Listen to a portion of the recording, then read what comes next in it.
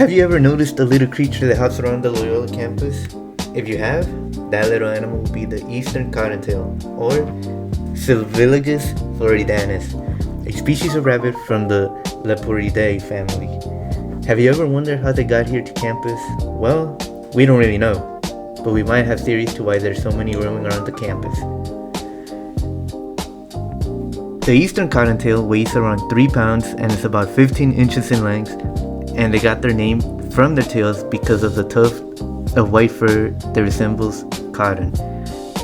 These bunny diets are exclusively vegetarian, so they feed on various forms of vegetation. They feed on sprouts, leaves, clovers, grasses, tree bark, stems, and so much more.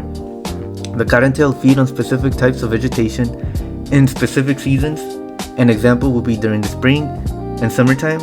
They will mostly eat herbaceous plants. In the fall and winter seasons, however, they will mostly eat woody plants. These bunnies have a big geographical range. They can be found in southern Canada, Mexico, northern regions of South America, and is on the eastern, central, and southwestern part of the United States.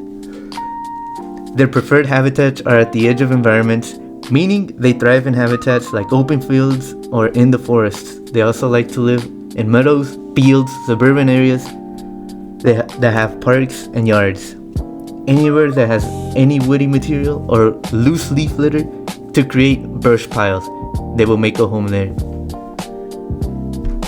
The eastern cottontail reproduces very early and rapidly. Eastern cottontails become sexually mature at 1 year old. The females can also have up to 5 litters of offspring per year and will have around 3 to 8 babies at a time.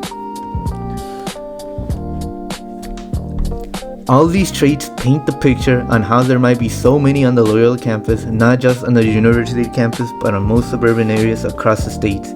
They prefer the edge of habitats, most college campuses, yards, and parks, since they are open fields, and these locations have lots of material for construction brush piles that lets these bunnies thrive.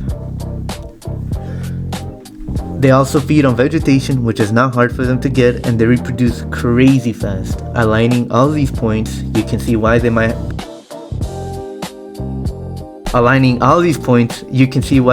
be such an abundance of them. They reproduce rapidly, resources are available, and many species where they thrive in are everywhere.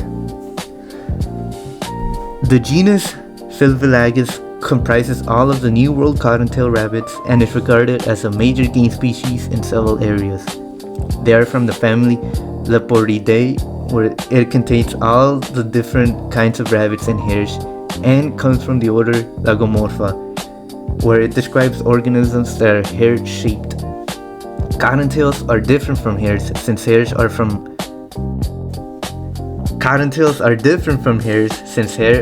a different family of rabbits due to different morphology. The cottontails having shorter limbs and are altricial at birth, while hares are part of the genus Lepus and are precocial at birth. Currently, there are debates on how many species there are within the genus. This is due to the difficulty of setting boundaries on morphological grounds and is intensified by likely presence of cryptid forms among the more widely distributed species. Currently, there are 13 different species within the cottontail lineage. The closest relative of Sylvilagus floridanus is the Sylvilagus robustus. Like mentioned before, the eastern cottontail has a wide geographical range.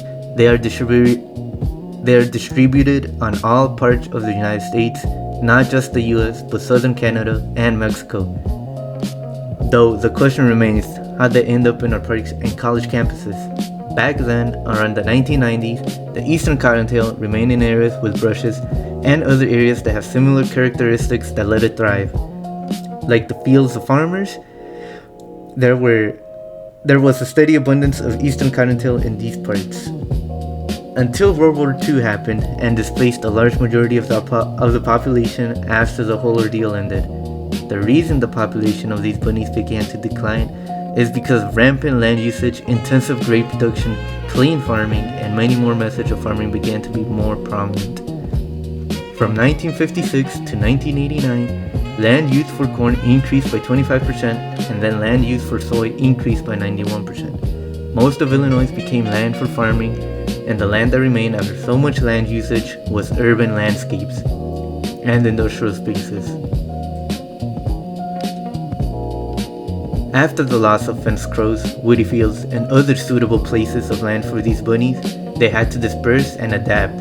Where else could they have gone? The only land that remained was urban areas. Which leads us to believe how they managed to make a home on our campus. We have an idea why eastern cottontails moved to urban areas. They were displaced and forced to adapt, or they will go extinct. Now let's find out how they made urban areas their home and thrive.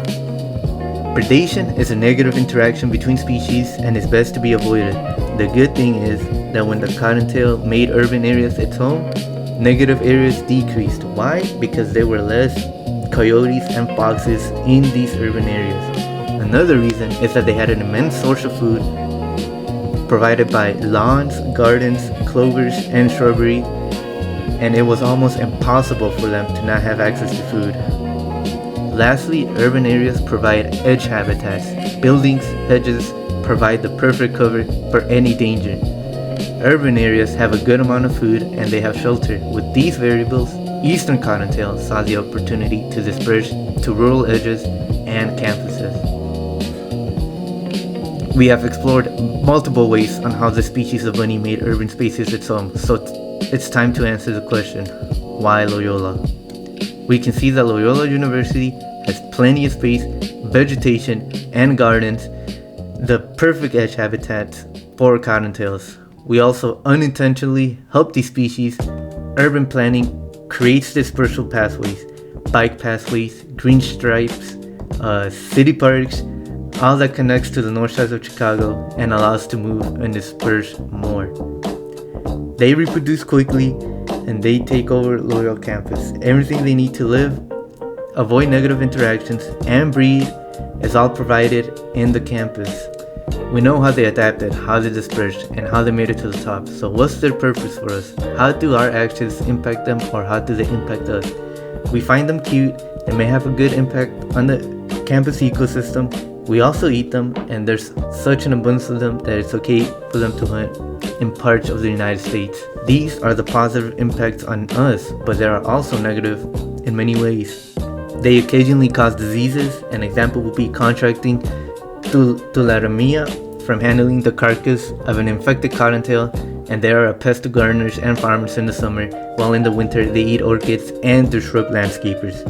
The story of the eastern cottontail shows us the resilience of these animals, as well what causes dispersal, the interactions that make it adapt, and its tolerance. This shows the multiple variables that influence the survival of a species. The eastern cottontail is an adaptable species with lots of importance in certain ecosystems, as it is a staple food for many species. By observing its behavior, diets, and survival strategies, we get to know how important its ecological role is.